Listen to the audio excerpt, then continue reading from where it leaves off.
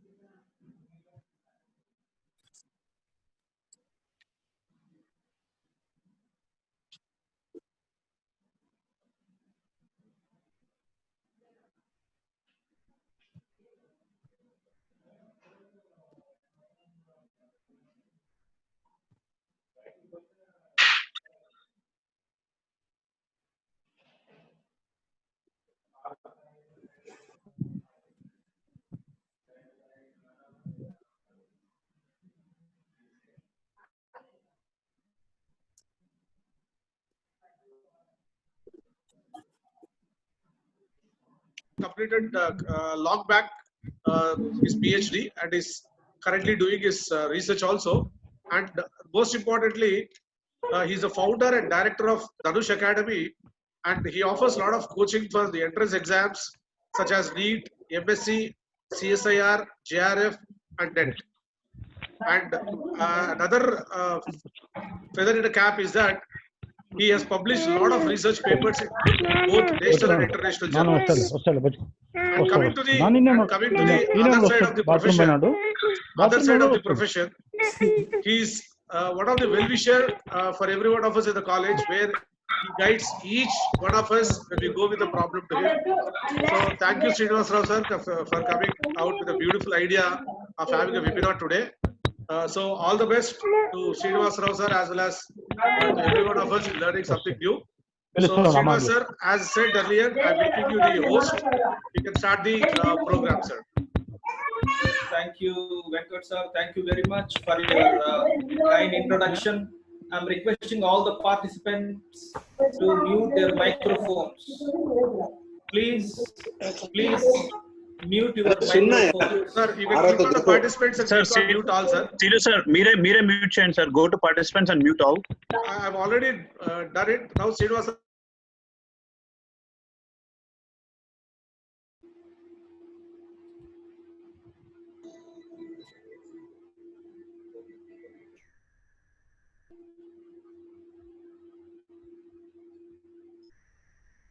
Yes. Good evening to all participants. Special thanks to our principal ma'am and vice principal, my friend, Dr. C.V. Satyanarayana. Thank you very much, and good evening to all participants for joining this webinar. The main intention behind this webinar is to create awareness on the thyroid gland as well as thyroid gland associated disorders. You know very well, nowadays thyroid diseases are very common. Various research evidences and various experimental evidences from all over the world are clearly indicating that the thyroid associated disorders have been increasing in an exponential way. According to various studies on thyroid disorders, almost 42 million human beings are suffering with thyroid diseases in India. And the number has been increasing rapidly. Therefore, the time has come to focus on thyroid gland. The time has come to concentrate to know about the thyroid gland and the thyroid gland associated diseases. That is why I took this opportunity, especially in connection with the World Thyroid Day. We, the Department of Zoology, has planned this webinar on thyroid gland and associated disorders. Now I'm going to share my screen.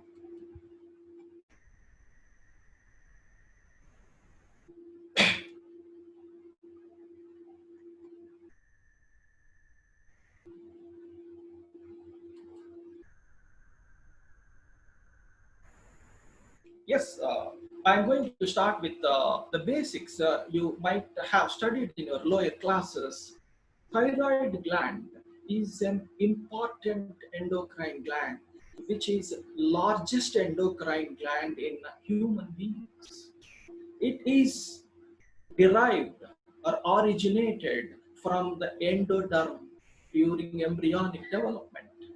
Thyroid gland is located in the neck region, particularly at the junction of trachea and larynx.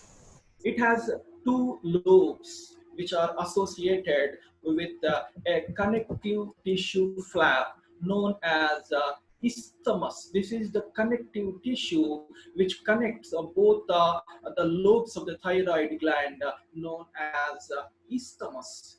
The two lobes of the thyroid gland are arranged on both sides of the trachea and move upwards around the larynx.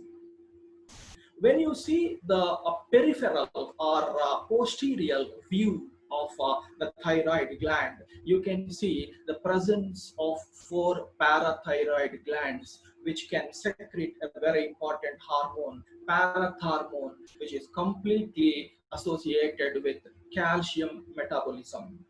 But today I'm only focusing on thyroid gland and associated disorders. Will enter into the histology of a thyroid gland.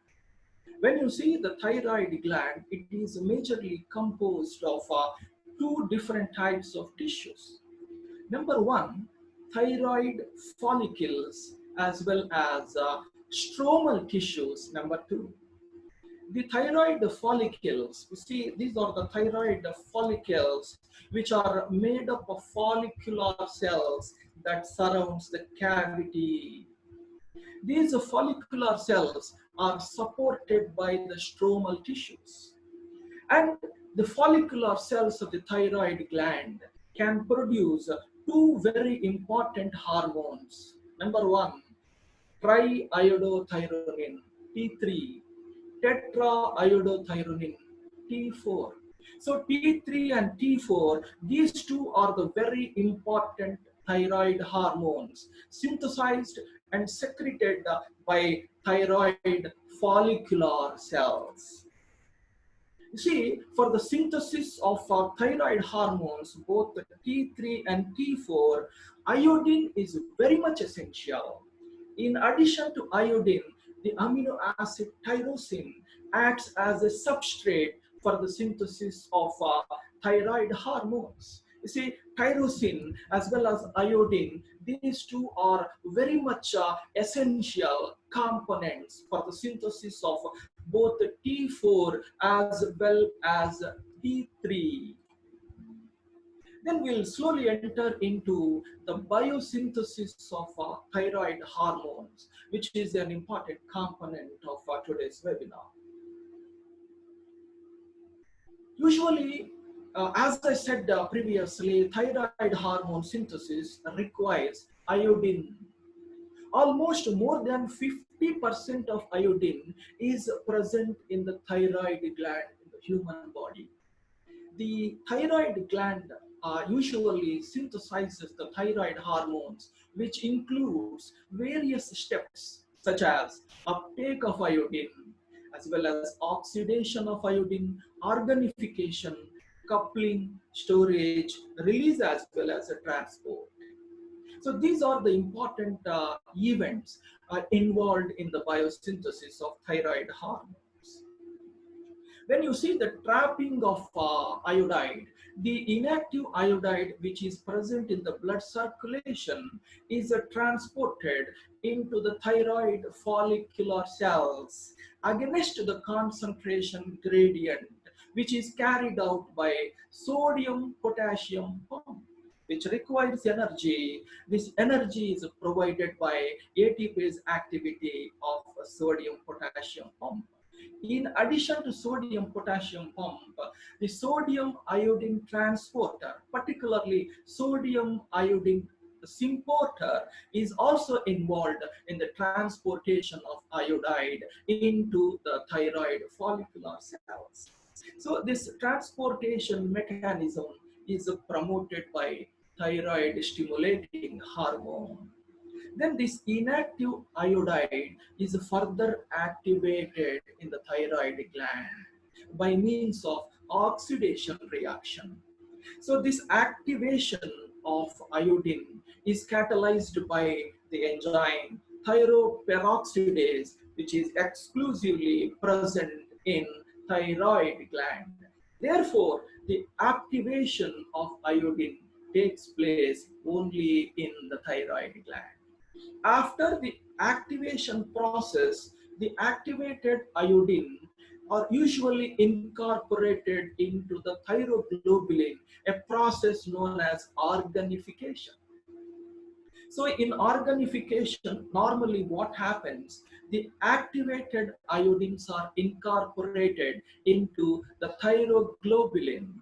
Thyroglobulin is an important glycoprotein which is synthesized on the rough endoplasmic reticulum of thyroid follicular cells. Thyroglobulin is made up of 140 tyrosine residues which act as substrates for the synthesis of thyroid hormones. Then usually the tyrosine amino acids which are present in the thyroglobulins are iodinated for the production of thyroid hormones. The iodination of tyrosine, particularly at the third position, results in the formation of monoiodotyrosine. The iodination of tyrosine at third position as well as the fifth position results in the formation of diiodotyrosine. The coupling of monoiodotyrosine with the diiodotyrosine results in the formation of T3 triiodothyronine. The coupling of two molecules of diiodotyrosines results in the formation of T4 thyroxine. Both the coupling reactions are catalyzed by thyroperoxidase, an important enzyme present in the thyroid gland. So after their synthesis of T3 and T4, these are associated with the thyroglobulin. So the thyroglobulin consisting of T3 and T4 is usually stored in the follicle colloid for about 2 to 3 months. I mean, once the thyroid hormones are synthesized, they can able to supply the sufficient amount of thyroid hormones for about 2 to 3 months. So after their synthesis and storage, usually the thyroglobulin protein is proteolytically digested by the action of proteolytic enzymes, which are predominantly present in the lysosomes of the thyroid gland. So by the proteolytic action of lysosomal enzymes, the T3 and T4 hormones are released from the thyroglobulin. These free thyroid hormones, T3 and T4, are usually transported into the blood circulation by means of thyroxine binding protein as well as thyroxine binding prealbumin. So these two are the proteins which are actively involved in the transportation of thyroid hormones in the blood circulation. Out of these two, thyroxine binding globulin is a major and very important protein which takes an active role in the transportation of thyroid hormones. So this is the information regarding the synthesis of thyroid hormones, storage, as well as release and transport. Then we'll move to the mechanism of action of thyroid hormones, how the thyroid hormones show their actions. You might be knowing thyroid hormones are iodinated tyrosines, which are lipophilic in nature. So therefore, the lipophilic molecules can easily cross through the plasma membrane and enter into the cytoplasm of the cell, where the thyroid hormones bind with the cytoplasmic receptors or intracellular receptors. So this binding results in the formation of hormone receptor complex. So the hormone receptor complex can easily enter into the nucleus by crossing through the nuclear membrane, where the hormone receptor complex particularly binds with a region of the DNA molecule which is known as hormone response element. So after binding with the hormone response element, the hormone can able to stimulate the expression of gene that results in the transcription of the gene, which results in the formation of an mRNA molecule.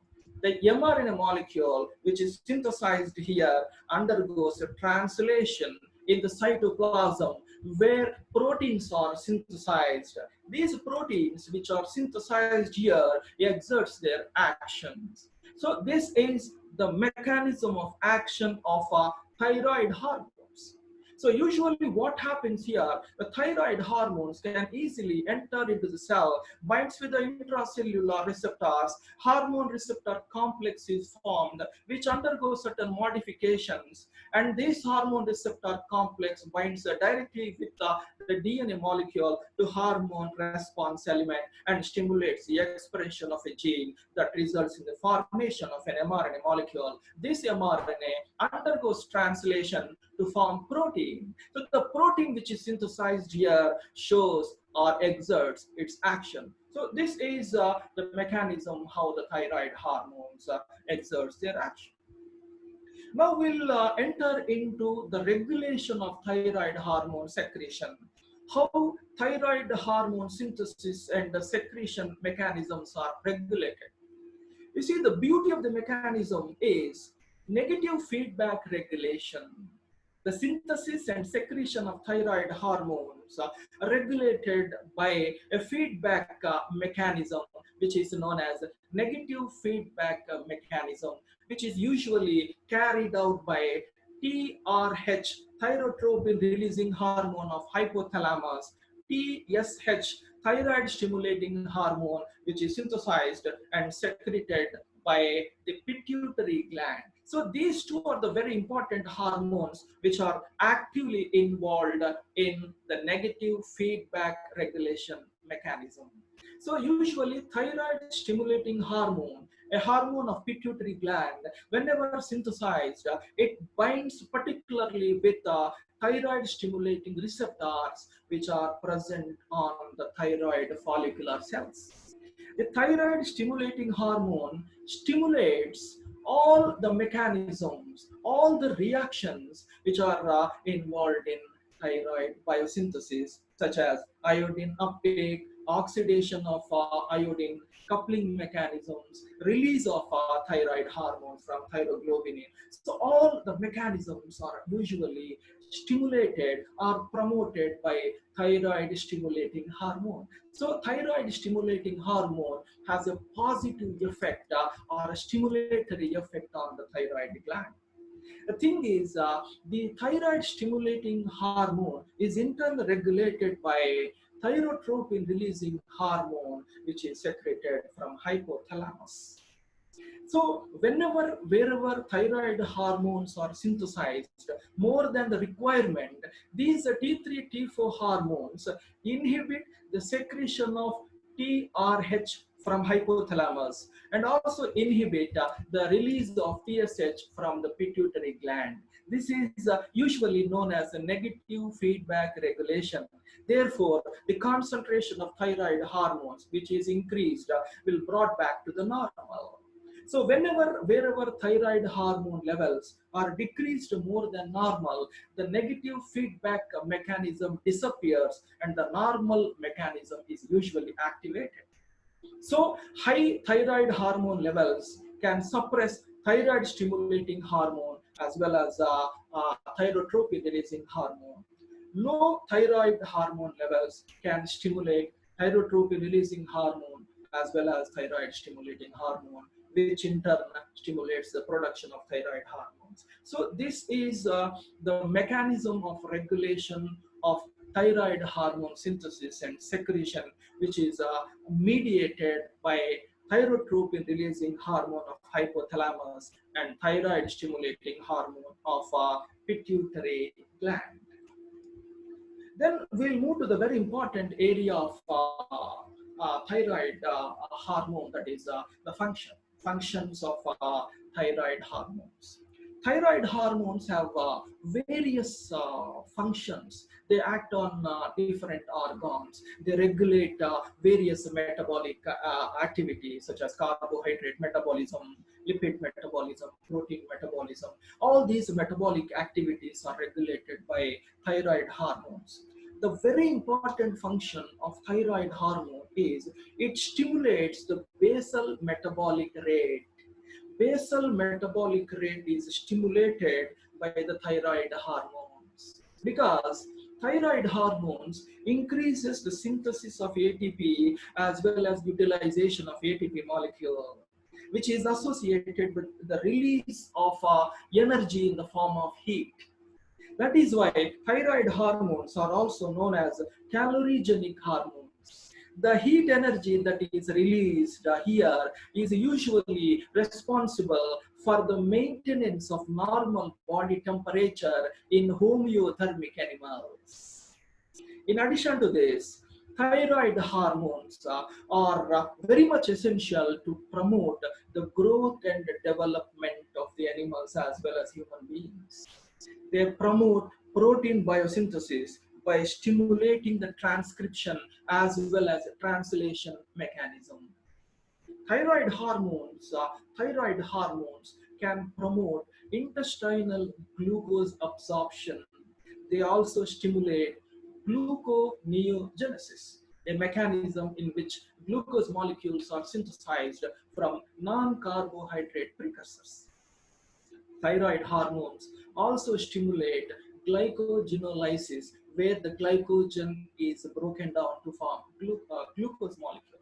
Therefore, the administration of thyroid hormones may lead to an increased glucose level in the blood, which is known as hyperglycemia. Thyroid hormones also promote the lipid turnover as well as utilization of thyroid hormone. In addition to this, thyroid hormones also promote erythropoiesis, the formation of RBC from erythropoietic stem cells. In addition to this, thyroid hormones also promote the gene expression of catecholamine receptors. Catecholamines such as adrenaline and noradrenaline receptors are also synthesized by the thyroid hormone. This results in an increase in the heart rate, stroke volume, as well as cardiac output is also increased. They also promote glomerular filtration rate in the kidney. Experimental evidences are clearly indicating that thyroid hormones also promote the dissociation of oxygen from the hemoglobin. So these are the very important actions or functions of thyroid hormone. So remember, the very important action is it stimulates energy metabolism. It increases the basal metabolic rate. So this is the very important action of thyroid hormones. Then we'll move to the very important area of today's webinar, diseases associated with the thyroid gland. So the disorders of thyroid gland are usually divided into hypothyroidism, hyperthyroidism, and goiter. You know very well, hypothyroidism is a condition where thyroid hormone levels are reduced than the normal. Hypothyroidism is usually appears in different forms such as myxedema, cretinism, and thyroiditis. Then hyperthyroidism is a condition where thyroid hormone levels are increased more than the normal. The two important forms of hyperthyroidism are Graves' disease as well as thyrotoxicosis. So these two are the important forms of hyperthyroidism. Then goiter, this is any enlargement of thyroid gland is considered as goiter. So these three are the very important diseases that are commonly associated with the thyroid gland. Then we'll move to the first one, hypothyroidism. So hypothyroidism is a condition where the T3, T4 levels are reduced in the circulation. So decreased circulatory levels of thyroid hormone leads to hypothyroidism. So what are the very important reasons of hypothyroidism? There are so many reasons, but the very important and common reason of hypothyroidism is iodine deficiency. In most of the cases, iodine deficiency leads to hypothyroidism. In addition to iodine deficiency, hypothyroidism may also occur in several other conditions like autoimmune disorders such as Hashimoto's thyroiditis and long-standing usage of certain anti-thyroid drugs such as aminodarone, lithium, thiocyanate, thiouracil, etc. etc. So these are the anti-thyroid drugs which may cause hypothyroidism. Then surgical removal of thyroid gland is also one important reason for hypothyroidism. There are certain cases where hypothyroidism may be due to genetic reasons. Genetic reasons also leads to hypothyroidism. Destruction of pituitary gland, deficiency of thyroid stimulating hormone, and disorders associated with the hypothalamus. These are also certain other reasons which may lead to hypothyroidism. So hypothyroidism, usually in human beings, it appears in three forms.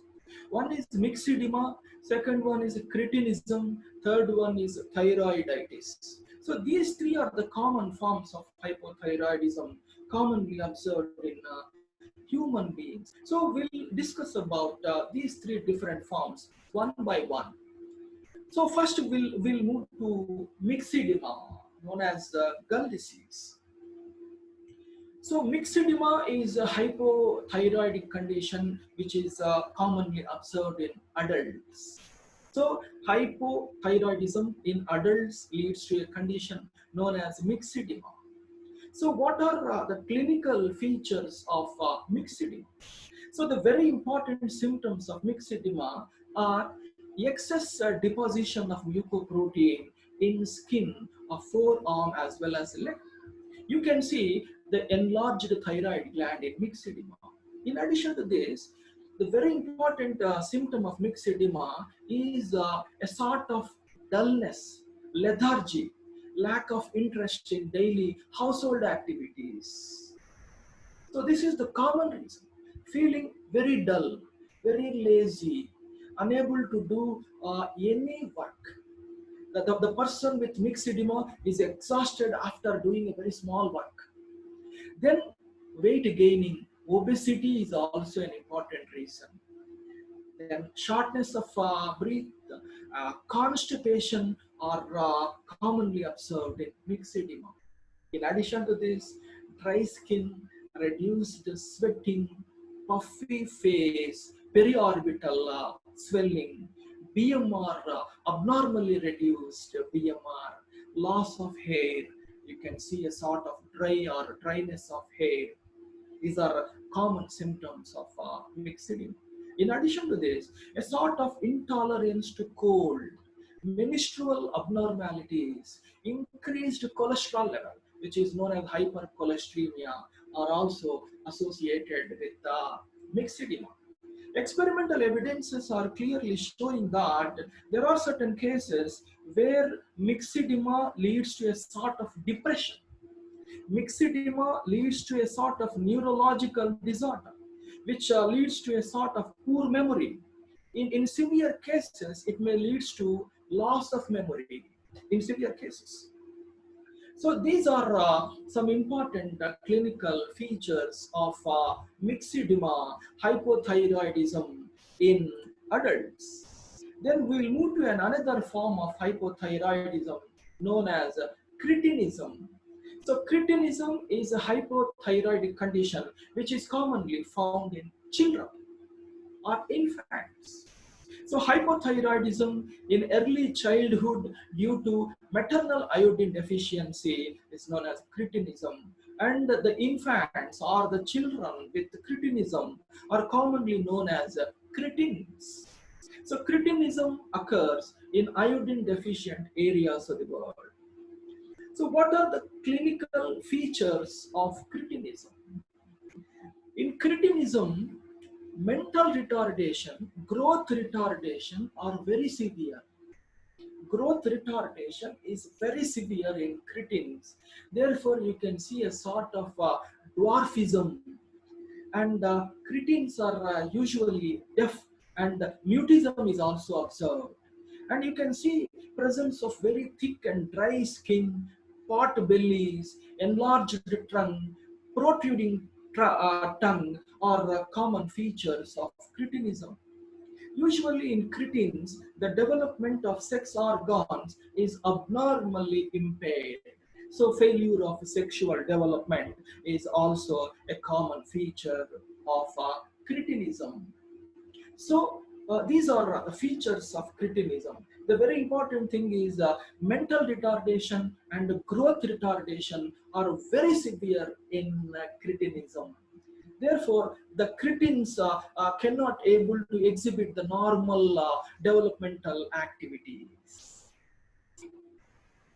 Then we'll move to the third form of thyroiditis. I mean the third form of hypothyroidism, which is known as thyroiditis. So inflammation of thyroid gland is known as thyroiditis. The very common form of thyroiditis is Hashimoto's thyroiditis. Hashimoto's thyroiditis is very common form of thyroiditis. Hashimoto's thyroiditis is an autoimmune disorder which occurs due to the production of autoantibodies against to thyroglobulin. Autoantibodies are produced against to thyroglobulin as well as thyroperoxidase. Therefore, these enzymes, thyroperoxidase and the thyroglobulin, are completely inactivated. This results in reduced biosynthesis of thyroid hormones, which finally leads to hypothyroidism in Hashimoto's thyroiditis. So this autoimmune disease is predominantly observed in females of middle age as well as old aged females. The common reasons of Hashimoto's thyroiditis are mostly Hashimoto's thyroiditis is genetic. So genetic abnormalities, the mutated genes may be obtained from the parents, or mutations due to exposure to radiation and abnormal unwanted usage of certain drugs may also leads to Hashimoto's thyroiditis. Infection of thyroid gland by bacteria, I mean bacterial infections also leads to Hashimoto's thyroiditis in certain cases. So what are the clinical features of Hashimoto's thyroiditis? The common features of Hashimoto's thyroiditis are weight gain, obesity, fatigue, a sort of puffiness of the face, constipation are common features of Hashimoto's thyroiditis. In addition to these, joint as well as muscle pain, hair loss, depression, irregular or heavy menstrual periods are commonly observed in Hashimoto's thyroiditis. Usually, the females with Hashimoto's thyroiditis face a sort of difficulty in getting pregnancy. You can see slow heart rate or bradycardia is also a very important feature of Hashimoto's thyroiditis. The experimental evidences are clearly showing that there is no direct connection, there is no direct link between Hashimoto's thyroiditis and induction of cancer. So there is no risk of cancer which is associated with Hashimoto's thyroiditis. So these three are the important forms of hypothyroidism: cretinism, myxedema, and Hashimoto's thyroiditis. Then the laboratory diagnosis of hypothyroidism is usually carried out by estimating the hormones such as thyroid stimulating hormone as well as T3 and T4. Normally in hypothyroidism, TSH levels are increased, whereas T3 and T4 levels are reduced than the norm. Hashimoto's thyroiditis can be diagnosed by estimating the amount of anti-thyroperoxidase antibodies as well as anti-thyroglobulin antibodies. Why? Because in Hashimoto's thyroiditis, anti-thyroperoxidase antibodies as well as anti-thyroglobulin antibodies are elevated. So by estimating these two different types of autoantibodies, Hashimoto's thyroiditis can be diagnosed. So these are the laboratory diagnostic procedures which are useful for the diagnosis of hypothyroidism. Then we'll move to another important disorder that is associated with the thyroid gland, hyperthyroidism. So it is a condition where you can see the increased circulatory levels of T3 and T4. So thyroid hormone levels are increased in the blood circulation more than the normal. You can see two different forms of hyperthyroidism. Number one, thyrotoxicosis. Number two, Graves' disease.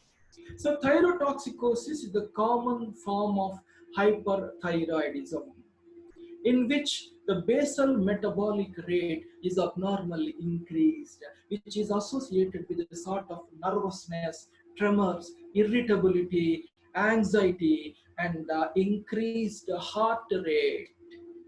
In addition to this, thyrotoxicosis is also associated with the loss of weight with increased appetite. There is weight loss with increased appetite. And very important feature of thyrotoxicosis is a protrusion of eyeballs, exophthalmos.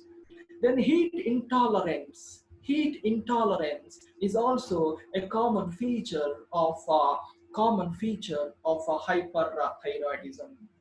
And you can see sort of abnormal sweating and hyperglycemia, because thyroid hormones, they promote carbohydrate metabolism.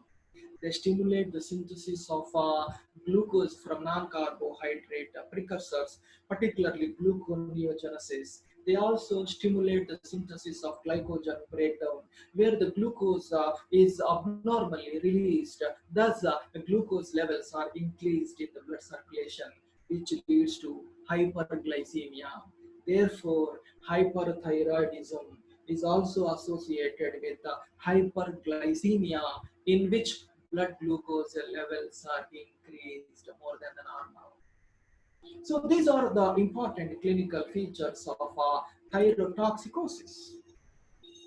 Then we'll move to the other form of hyperthyroidism, Graves' disease. Graves' disease.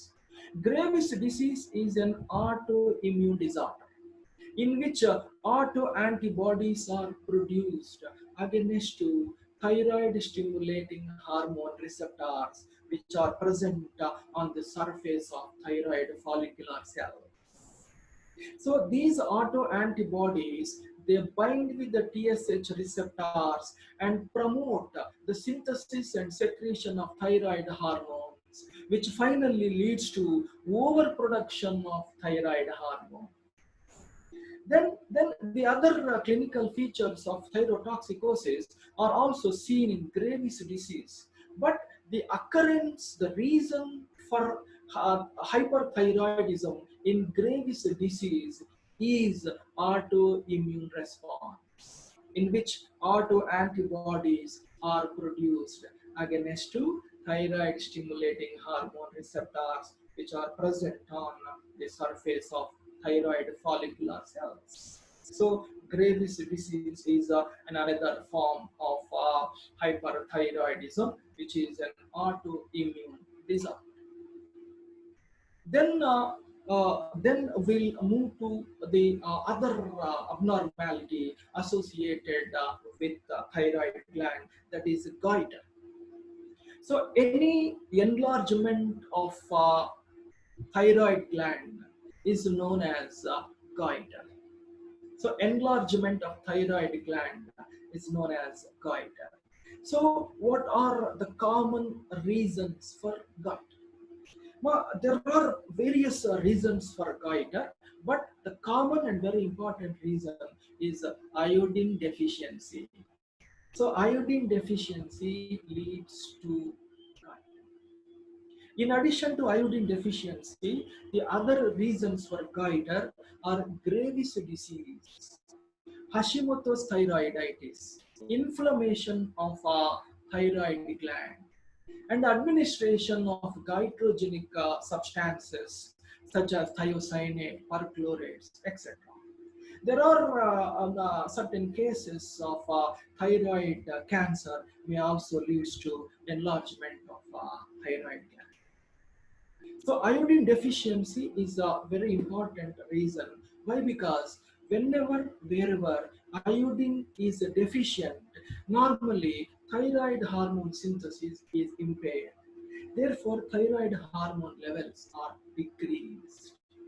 So whenever thyroid hormone levels are decreased, naturally TSH will be activated. And TSH promote the enlargement of thyroid gland or development of thyroid gland. So therefore, iodine deficiency leads to goiter in most of the cases. Then what are the clinical symptoms of goiter? Usually this clinical condition is associated with difficulty in swallowing, cough, a sort of hoarseness in voice, and in some cases, dizziness is also associated with goiter. Then usually in human beings, goiter is of two types, endemic goiter as well as sporadic goiter. Endemic goiter as well as sporadic goiter. Endemic goiter occurs due to the deficiency or lack of iodine. So whenever iodine is deficient, that leads to the activation of thyroid stimulating hormone, which in turn promotes the development of thyroid gland.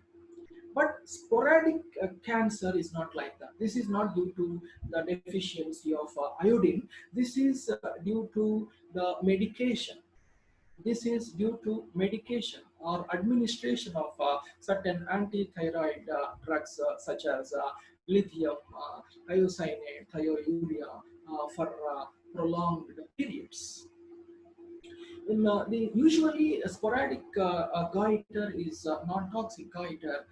It may involve in the single node or there are certain cases where multiple nodes are also involved. You can see the multinodular goiter. Multinodular goiter. So these are the different types of goiters predominantly, endemic goiter as well as sporadic goiter. Then when it comes to laboratory diagnosis of thyroid function test, usually the abnormalities of thyroid gland can be diagnosed by measuring the basal metabolic rate and by estimating the amount of serum protein bound iodine. This is the old method, and this method is now is replaced by the estimation of thyroid hormones T3, T4, TSH. So measuring basal metabolic rate, PBI, T3, T4, and TSH, these are various laboratory diagnostic procedures which are commonly used for the diagnosis of thyroid disorders. When you see the normal concentrations of free thyroid hormones, the normal concentration of T3 is around 80 to 220 nanograms per dl. Then the T4 concentrations are normally varies between 0.8 to 2.4 nanograms per deciliter. In normal healthy human beings, the TSH, thyroid stimulating hormone, is usually less than 10 microunits per ml. The normal concentration of serum protein bound iodine level is around 3 to 8 micrograms per dl. So these are the normal values of thyroid hormones and PBI, which are commonly used for the diagnosis of thyroid hormones or thyroid disorders.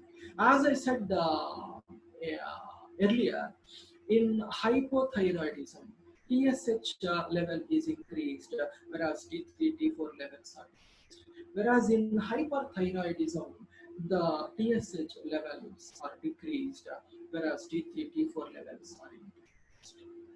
So, with the help of by measuring the thyroid hormone levels, the laboratory diagnosis of disorders is usually carried out.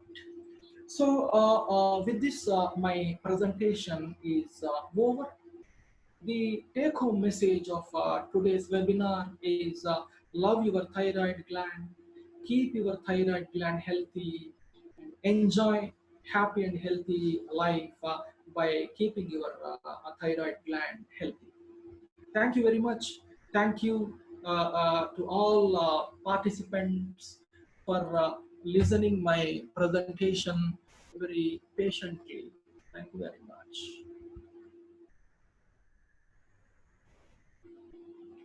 Now you can ask any question. If you have any question, you can ask me directly, or you can text your question in your chat box, or Yeah. you can send your questions to my mail ID bio.sreenivas@gmail.com. Srinivas sir, there are a couple of questions. You can just check out Yes, the chat yes, box. sir. I'll be very happy to answer their questions. Yeah, the first question is, sir, is hormone receptor complex acts as RNA polymerase? No. Hormone receptor complex usually stimulates the activity of RNA polymerase, but it does not act as RNA polymerase. It stimulates the activity of RNA polymerase. Next. Do's and don'ts for overcoming thyroid problem and precautions of not getting it. See, there are several reasons and causes for thyroid abnormalities. The thing is, if it is genetic, if it is due to autoimmune response, we cannot do anything. If it is genetic, if it is due to autoimmune response, we cannot do anything. But you have to focus on the features of the abnormalities of the thyroid gland. Wherever you observe any abnormal increase in the body weight or decrease in body weight, you should be alert, and you have to consult a doctor, and you have to go for a thyroid test. So abnormal increase or decrease in thyroid hormones, and abnormal sort of dullness or lethargy is also a sort of a feature of thyroid disorder. And abnormal sweating, heat intolerance, cold intolerance. So wherever you observe these features, immediately you have to consult a doctor, and you have to check for your thyroid hormones. Next. Next question. It's 1 minute. It says, 1 minute. Do TSH receptors impact on calmodulin? CALMODULIN. Okay.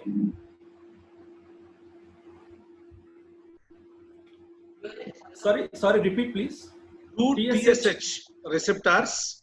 Do TSH. Yeah, do. Okay. Do TSH receptors impact on calmodulin? So experimental evidences are usually indicating that thyroid stimulating hormone usually in turn stimulate the thyroid hormone synthesis. They promote the synthesis of calmodulin protein, which is associated with the calcium metabolism. So upregulation of calmodulin gene is associated with thyroid stimulating hormone. Next. Next question. 1 second.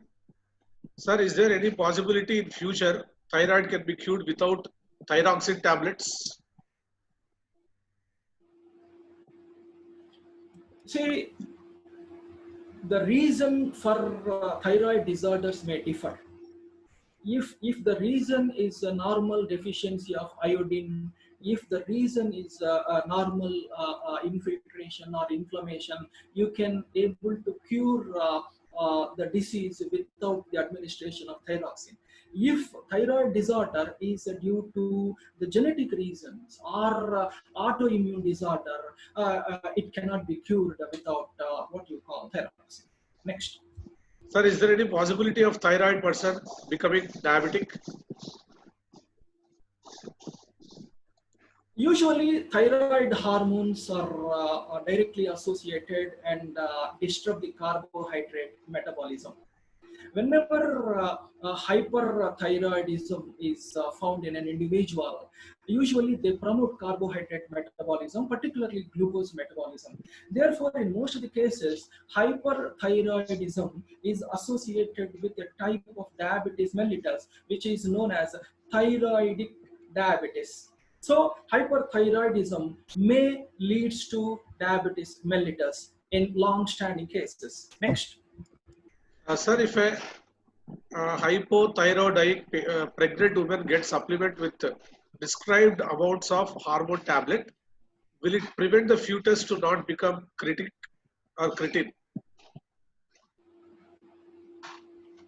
So usually hypothyroid pregnant women must take or should take thyroxine. If you avoid the thyroxine administration, that may lead to cretinism. Usually cretinism is due to hypothyroidism in pregnant women. Hypothyroidism in pregnancy leads to a sort of cretinism. Therefore, you have to consult a doctor, and the doctors will prescribe the thyroid supplements to prevent cretinism in pregnant women. Next. The thyroid levels keep on fluctuating, sir. What is the reason and remedy?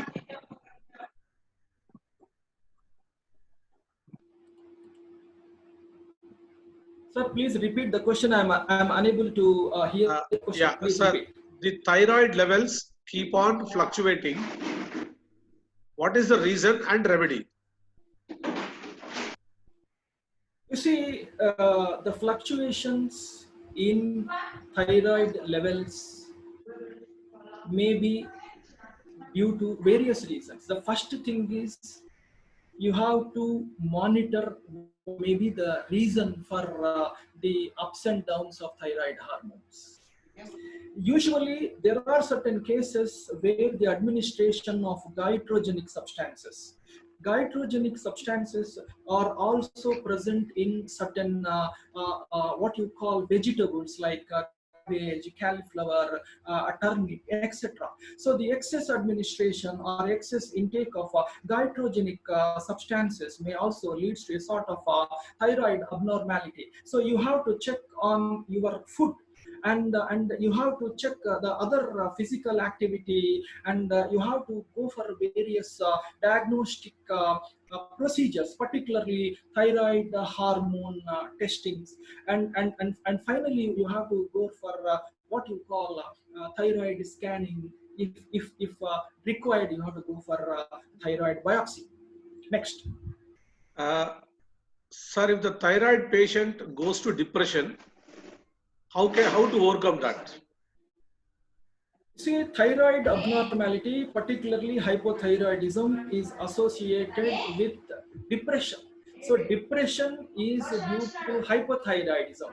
If you overcome your hypothyroidism, definitely you will come out from your depression. So the problem for your depression is hypothyroidism. So you have to take care of your hypothyroidism. So take some levothyroxine supplements, then definitely you will come out from your depression. So a sort of positive thinking is also very much essential to come out from the thyroid disorders. The thing is, thyroid disorders are not lethal. I mean, in most of the cases, thyroid disorders are not lethal. They do not lead to death in most of the cases. They can be cured. They can be treated very easily. The thing is, if you neglect the thyroid disorders, this may lead to problem. So nothing to worry, my dear friend. Definitely you can overcome your depression, consult your doctor and take medication for your hypothyroidism. Definitely you will come out from your depression. Thank you very much. Next question. Does thyroid get worse with age? So experimental evidences are usually indicating that the thyroid hormone activity is slowly reduced or decreased with age. So usually in old age individuals, hypothyroidism is commonly observed. So there is a link between the activity of thyroid gland as well as age. But the thing is, if your health is very normal, if you are physically very active, if you are emotionally very active, you can keep away the thyroid hormone disorders. So age is just a number. The thing is, you have to maintain your all organs healthy. So you forget about your age, and you have to concentrate on your maintaining your health conditions. So of course, definitely there is a relation between aging process and impairment of the thyroid hormones. Next. Sir, is acupuncture helpful in curing thyroid? Yes, experimental evidences are indicating that acupuncture may cure certain types of particularly initial stages of thyroid may be cured with acupuncture. But if chronic cases of thyroidism, the Hashimoto's thyroiditis, as well as Graves' disease, autoimmune disorders cannot be treated with acupuncture. Next. Sir, there is one statement saying hyperthyroidism can heal naturally by taking protein food. No. Usually, hyperthyroidism is due to increased synthesis and secretion of thyroid hormones. There is no interaction or relation with the intake of proteins. It may be due to autoantibody production. if you take any protein, there will be no inhibition of thyroid hormone synthesis. So there is no experimental evidences are there for the inhibition of thyroid hormone synthesis by a protein molecule. So this is my answer. Next question. Last question, sir. Yes. Why we see thyroid problem more in females than male? Yes, very good question. Wonderful question. The thing is, experimental evidences are clearly showing that sex hormones, particularly estrogen, which is exclusively present in the female, has a role in thyroid hormone regulation. So because of the involvement of sex hormones, particularly estrogen, the thyroid hormone abnormalities are predominantly found in females. Thank you very much. Sir, last question, sir. Srinivasa, sir. Yes, yes. Let me know food items that you have to avoid to overcome thyroidism. You see, in normal healthy conditions, you need not to avoid anything. You can enjoy your food, whatever you want, you can take. But whenever hypothyroidism or thyroid abnormality is observed, you have to avoid goitrogenic substances. Particularly the foods that contain goitrogenic substances should be avoided. Particularly goitrogenic substances like cabbage, cauliflower, turnip, etc. may be avoided, or if not, you can reduce this type of goitrogenic substances. If you have certain thyroid abnormality, if the conditions are normal, if you are healthy, you need not to avoid these vegetables. Thank you very much. Thank you very much, sir. That's all for the day. Almost all the questions are answered, and everyone, there's a lot of feedback on the chat. Congratulating you for the informative session. Thank you. Thank you very much. Thank you very much, Dr. C.V. Satyanarayana. And thank you very much for all participants joining with me and listening to my webinar. Thank you very much. Special thanks to Principal Madam and special thanks to the management of St. Joseph's College. Thank you very much. Thank you very much. Happy Ramadan. Thank you. Yeah, sir. Last but not the least, so I request all the participants to visit www.sjcknl.edu.in, our college website, and please fill in the feedback form. And those who fill the feedback form only will be receiving the certificates. So thank you very much, and thanks for the day. Thank you once again, Sreenivasa Rao, sir. Bye. Thank you.